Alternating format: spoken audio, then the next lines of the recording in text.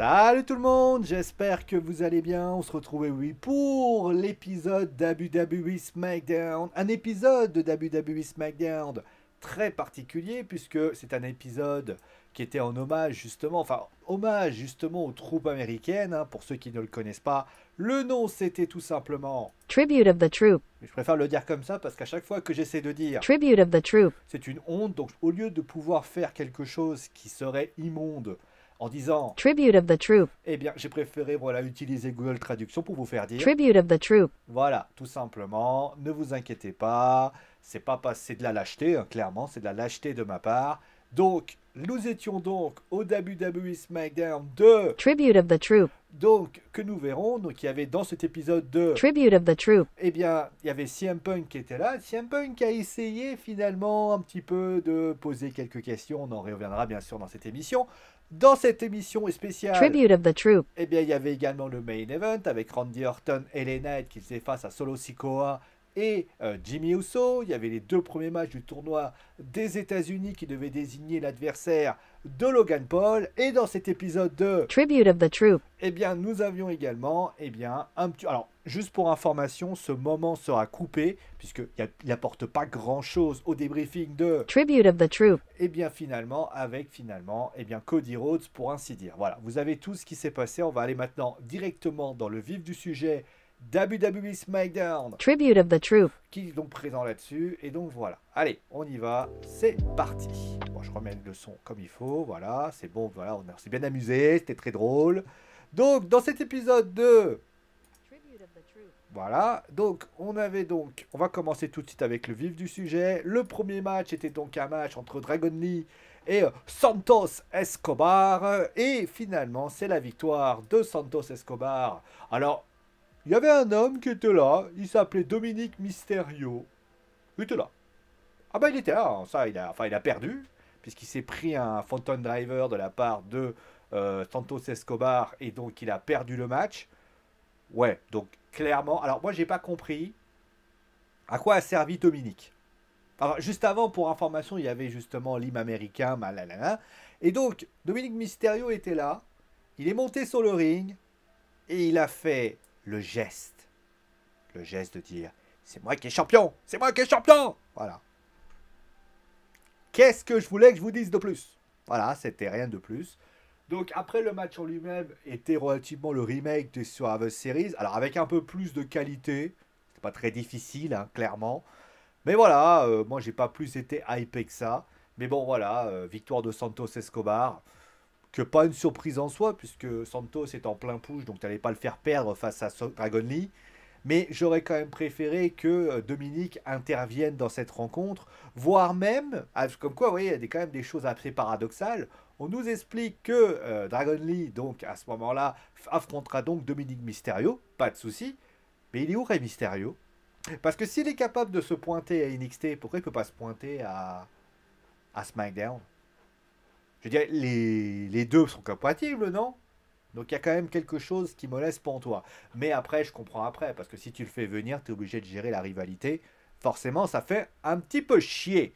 Voilà, donc après cela, on a eu donc le second match au tournoi qui a vu la victoire de Bobby Lashley face à Karrion Kross. Pareil, aucune surprise, Bobby Lashley, ça... Alors même si Karrion Kross a quand même pas livré une prestation inintéressante, bah faut quand même l'avouer que ça reste quand même relativement assez logique, puisque Bobby Lashley est en plein push.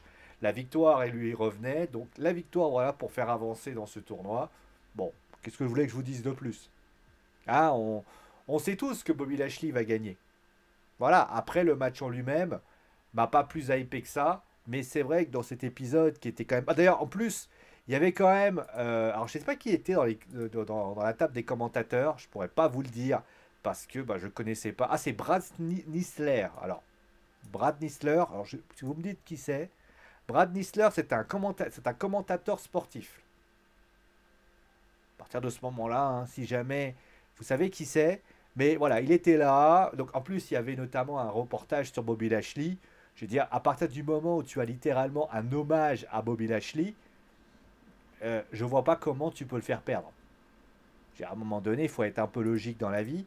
On est dans un épisode particulier qui se trouvait là-dedans. On avait un épisode de eh bien, qui était présent. Donc au bout d'un moment, moi je vais bien être gentil, mais là à ce moment-là, c'était quand même assez évident que signifiait donc la victoire de Bobby Lashley dans cette histoire. Voilà. Donc après cela, d'ailleurs il faudra qu'on m'explique, il est heel, il est face, j'arrive toujours pas à comprendre la logique de Bobby Lashley. Après bon, hein, quand vous aurez la logique, vous m'appellerez les mecs de la WWE parce que pour l'instant, je n'ai toujours pas compris. Donc après cet épisode, toujours cet épisode de, eh bien on avait CM Punk qui était là. À CM Punk il est venu. Et CM Punk il a eu certainement pour mission de vouloir essayer de noyer le poisson. C'est-à-dire que CM Punk est venu, il a expliqué, voilà, il a essayé de demander aux fans déjà qui c'est le préféré. Comme si dans un épisode de WWE SmackDown, tu as CM Punk qui va dire qu'il préfère, les fans vont dire qu'il vaut mieux qu'il soit à Raw. Et donc après, il dit voilà qu'il veut aller à WrestleMania. Il est en train d'expliquer clairement qu'il veut faire passer 29 personnes par-dessus la troisième corde. Donc ceux qui n'ont pas compris, il veut aller dans le Royal Rumble et le remporter. Comme quoi, vous voyez, il n'y a pas besoin de chercher midi à 14h. Et à ce moment-là, il commence à parler voilà, de quelqu'un qui n'est jamais là. Il fait référence notamment à Roman Reigns, qu'il félicite. Oui, il le reconnaît. Il parle notamment du fait qu'il y a Paul Heyman. Après, il parle notamment aussi, là, il parle notamment de ce qui se passe à SmackDown. Il parle de Randy Orton, il parle de LA Knight, yeah. Il parle également de Kevin Owens. Il parle notamment, d'ailleurs, pour information, ce qui est ironique, c'est que tous ceux à qui il a parlé, il les a parlé en coulisses. Alors, le seul à qui il n'a pas parlé, c'est Seth Rollins. Seth Rollins qui n'était pas là, hein, forcément. Hein. Mais voilà, il ne va pas donner aucune valeur. Alors, il continue encore une fois à tiltiller. Et notamment, il dit cette phrase, c'est même pas l'homme de sa propre maison. En clair, The Man. Bon voilà, donc après ça a un petit peu chambré. Il a dit qu'il va écouter Nick Aldis, Shawn Michaels et Adam Pearce. Et par la suite, eh bien, il terminera son histoire, c'est-à-dire faire le main event de WrestleMania. Alors, le segment était globalement assez sympathique. Par contre, j'aurais tellement voulu bien voir Randy Orton, ou voir, je sais pas, j'aurais tellement voulu le voir peut-être Paul Heyman devant lui. J'aurais tellement voulu voir Paul Heyman devant lui.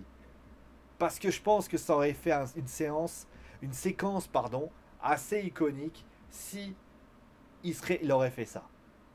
Au lieu de ça, c'est un speech qui est pas mauvais en soi. Hein. Franchement, le speech est plutôt bon. Mais de vous à moi, le speech est bon. Mais en fait, moi je pose la question, il fait à peu près pareil qu'il a fait à la AEW. Il va beaucoup parler, il va parler durant les 2, 3, 4 premières semaines. Et puis après, il y a quoi?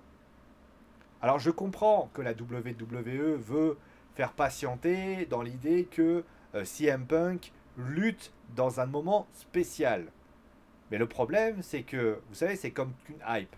Si vous faites durer le hype et qu'à la fin, vous ne faites rien de plus, votre hype va s'effriter et vous n'arriverez plus à vous en sortir. Là, CM Punk est toujours adulé, ça fait 2 semaines qu'il est là, donc on va attendre un petit peu. Mais il va peut-être falloir qu'il met son slip de catcheur, qu'il commence à dire It's time USA, qu'il commence à regarder sa montre et qui au final commence à faire quelque chose. Parce que je suis désolé, s'il continue à juste venir faire des speeches, là il va être à Raw la semaine prochaine, il va désigner son roster, et à partir de ce moment-là, il faut qu'il lâche les chevaux, le père Punk. Hein. Parce que sinon, les gens vont dire, ouais, ça paraît un peu compliqué pour ainsi dire. Voilà. Après, dans l'idée, voilà, le segment n'est pas mauvais, et forcément, c'est assez cool. D'ailleurs, il n'a pas fait référence à quelque chose dans un show qui était... Eh bien, finalement, voilà, donc pour ainsi dire, par rapport à ça. Juste après, on a eu donc... ah oui, donc, il y a ce match-là. Je vais pas le débriefer. Je vais pas le débriefer et je vais vous dire pourquoi. Parce que ce match est un peu particulier. Il s'est avéré que lors de cette rencontre, Charlotte Flair s'est blessée. On l'a vu notamment. D'ailleurs, ça se voit, hein, puisque juste après la publicité aux États-Unis, on voit qu'elle traîne de la patte. Elle essaye un petit peu de continuer le combat, mais dans la réalité, on voit d'ailleurs que ça va très vite, que le match est obligé d'être interrompu le plus rapidement possible pour essayer de trouver une solution. On voit notamment que les caméras ne filment jamais Charlotte Flair alors qu'elle discute avec Charles Robinson, ce qui peut signifier tout bonnement qu'il y a un problème, que clairement elle met un temps fou à faire son figure 8 et d'ailleurs ça prouve quelque chose d'important, que Bayley doit intervenir le plus vite possible. Je ne peux pas juger un match où il y a une personne qui a été blessée. Ce serait pas cool, ça serait pas correct. À partir du moment où c'est une blessure, a priori, alors encore une fois, on va attendre les examens, on va attendre tout ça avant de crier victoire trop tôt. Mais il y a quand même des choses qui m'ont fait dire qu'il y avait quand même quelque chose. Je sais pas, il y a un truc. Alors, qu'est-ce qui s'est passé? Alors, je vais vous l'expliquer parce que j'ai obtenu l'information dans la journée. Et voilà. Il s'est avéré que, en fait, il y a eu pendant la publicité aux États-Unis, les deux lutteuses étaient dans le coin et il s'est avéré que les deux lutteuses sont tombées. Et en fait, Charlotte Flair est tombée sur les cordes et se serait fait mal au genou et à la tête. Alors, j'ai les images, je peux pas vous montrer les images, mais il s'avère que, attendez. Je vais baisser un peu le son. Je les vois en direct. Voilà, donc vous avez Asuka et Charlotte Flair qui est en train de se mettre au-dessus. Et il s'avère que, voilà, en fait, ce qui se passe, voilà, l'image n'est pas trop visible. En fait, ce qui se passe, c'est que Asuka veut tenter peut-être de l'emmener. Sauf que, en fait, Charlotte tombe. Elle tombe à l'extérieur du ring, tombant sur la corde, puis sur le tablier, donc les abords du ring. Et à ce moment-là, d'ailleurs, on voit le public, Charles Robinson qui voit à ce moment-là un problème et qui, à ce moment-là, Asuka qui se relève. Donc on va retrouver l'image. Donc je recommence. Ce qui se passe, Charlotte Flair donc, qui est sur la troisième corde, Asuka qui intervient. Elle se lève, elle monte sur la troisième corde à ce moment-là. Asuka qui essaye d'intervenir et on ne sait pas ce qui se passe. Voilà, il y a eu un mouvement le pied droit pardon, de Charlotte tape sur la corde. Asuka tombe du côté du ring. Et l'autre côté, on a Charlotte Flair qui, elle, tombe à l'extérieur, de haut, parce que c'est quand même assez haut. Et au final, elle tombe, elle tombe, puisqu'elle tombe, en fait, elle se fracasse sur la corde et ensuite, elle tombe sur le tablier. Voilà, on n'a pas trop d'explications. Voilà, c'est tout simplement ça. Est-ce que c'était une blessure?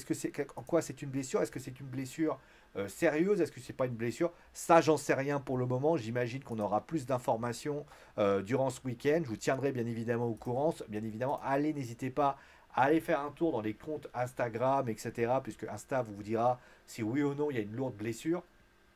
Mais si c'était juste une petite blessure, pas du tout, Charlotte le match n'aurait pas été interrompu rapidement. Ce qui peut signifier voilà, que c'est qu'il y a eu quand même quelque chose de sérieux. On va espérer voilà, que ce ne soit pas trop grave. Mais je ne vais pas vous mentir que je suis quand même assez pessimiste pour ainsi dire. Voilà. On va terminer avec ce match entre Randy Orton et LA Knight contre donc la Bloodline, Solo Sikoa et Jimmy Uso. Bon, on va dire les choses clairement. Randy Orton est protégé. Randy Orton, on ne veut pas trop le mettre en avant.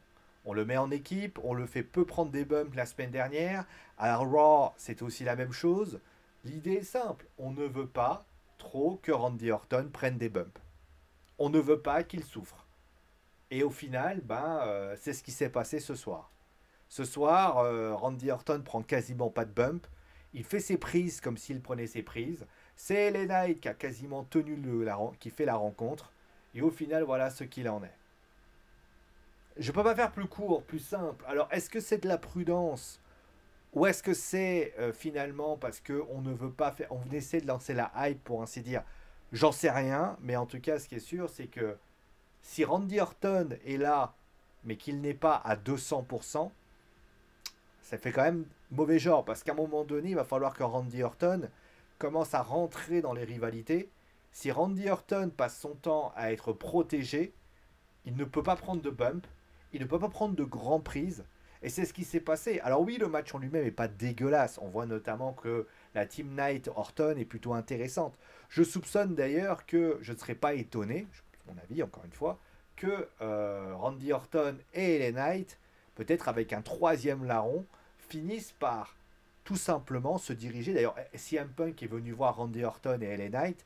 Est-ce que ça n'est pas une raison pour tout bonnement permettre à cette équipe de créer un trio pour protéger Randy Orton, pour hyper le retour de CM Punk et créer un clan, voilà, avec notamment pour annihiler la Bloodline. On sait que CM Punk peut le faire, avec notamment cette histoire avec Polyman.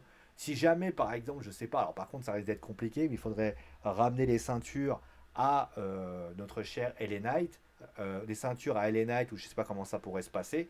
Mais en tout cas, ce qui est certain, c'est que de mon point de vue, encore une fois, ça n'est que mon point de vue, je pars du principe que Randy Orton est protégé. Alors, encore une fois, s'il est protégé parce qu'on veut pas prendre de risques avec lui, ok, par contre, ça ne durera pas éternellement. C'est comme CM Punk, tu peux pas passer ta vie à le laisser dans son coin en attendant que les choses se passent. Tu peux le faire au début parce que voilà, ça reste hypant pour ainsi dire. Sauf que là, on était dans un épisode où voilà, il faisait son premier entrée à SmackDown. Si jamais ça n'apporte pas grand-chose, ça risque d'être quand même compliqué pour ainsi dire. Bon, le bilan de ce show, bah, c'est un bilan, bah, c'est toujours pareil. Dans les moments assez, alors c'est assez particulier parce que on a clairement compris que pardon, eh bien, était un hommage, voilà, à tous les troupes américaines. On a vu beaucoup de soldats américains être présents. On a eu notamment, voilà, l'hymne américain. On a eu notamment une déclaration de Cody Rhodes. Donc, il y avait quand même de la part de la WWE l'idée d'un côté un peu festif. D'ailleurs, pour info, à part Charlotte Flair qui a perdu, sinon, bah, le reste, Bobby Lashley a gagné. C'est-à-dire qu'on a toujours eu un côté, voilà, c'est festif, c'est sympa. Donc il y avait quand même, voilà. Après, il y avait beaucoup de moments où on voulait montrer ce que faisait justement la WWE par rapport à l'armée américaine. Il y avait beaucoup de choses comme ça. Après, je vais pas vous mentir, dans cet épisode 2, eh bien, je dois quand même reconnaître que t'apprends pas grand-chose. CM Punk essaie de nous faire du teasing pour dire peut-être que j'irai pas du côté de Raw, mais à un moment donné, il faudra pas avoir fait Matsup. Le match entre Charlotte Flair et Asuka, malheureusement, bah, il passe des choses. Le tournoi pour le titre des États-Unis, ouais, il y a 2 matchs, avec pas des matchs hyper impactants, dans le sens où tu n'apprends pas, où t'as pas vraiment vibré par rapport à cette rencontre. Et le main event est pas non plus exceptionnel. Donc au final, on se sort d'un show, je dirais, qui manque un peu de saveur et qui manque un peu d'odeur. Voilà, on va dire ça comme ça. Ça sent l'odeur, voilà, tout simplement. Après, c'est pas la première. Après, ce qui m'étonne, c'est que je me rappelle, il y a eu quasiment quelques années, moi, j'étais plutôt content de WWE SmackDown.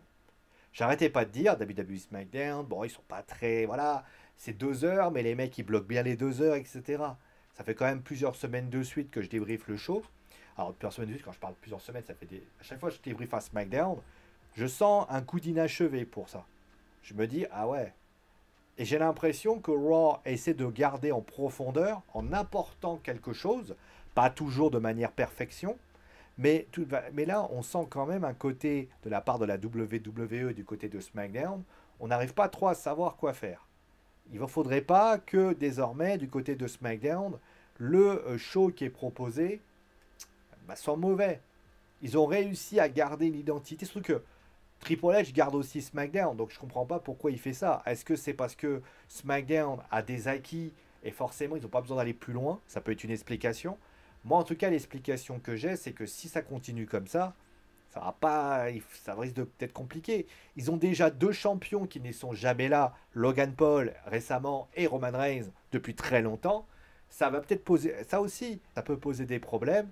Il y a les deux champions. Il reste plus que le titre. Il y a plus, on va dire, à part le titre féminin, la division masculine n'a même plus de ceinture aujourd'hui.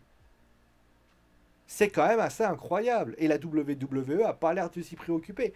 Comme j'ai dit la semaine dernière, moi ça me dérange pas, à condition que la WWE, à ce moment-là, dégaine de bonnes rivalités, met en place des storylines qui tiennent la route et que les matchs nous font oublier ça. Pour l'instant, c'est pas le cas. Et ça, c'est bien dommage. Voilà. La semaine prochaine, Roman Reigns sera là. On verra ce qu'il dira. Je m'imagine qu'il aura une petite discussion avec LA Knight et Randy Orton. Mais en tout cas, ce qui est certain, c'est que il va falloir faire plus. Et pour l'instant, c'est plutôt du moins. Voilà. Vous avez bien sûr à me dire en commentaire ce que vous avez pensé voilà, du show. Est-ce que vous l'avez aimé? Mettez une note si vous allez mettre une note. En tout cas, merci à vous tous. Portez-vous bien. Et on se retrouve très vite pour un nouvel épisode de Catch Wrestling Football. Pour la partie foot, on fera bien évidemment un débriefing. Je pense qu'on fera PSG Nantes ce soir. On va vous le faire. En tout cas, on va vous regarder ça, tout ça. On va bien sûr regarder la semaine prochaine, puisqu'il y a Dortmund PSG qui sera là. On va bien sûr l'observer, l'analyser, le décortiquer. Et je rappelle bien évidemment qu'on fera aussi, il y a aussi bien sûr l'année qui se termine bientôt. On fera peut-être un petit conseil de classe pour regarder justement ce qu'il en est. Et j'ai une idée, il faut que je travaille dessus. La question est simple, est-ce que Seth Rollins contre CM Punk n'est-il pas le nouveau Bret Hart Shawn Michaels des années 2023? À vous de juger. Allez, merci à vous tous, gros bisous et à très vite.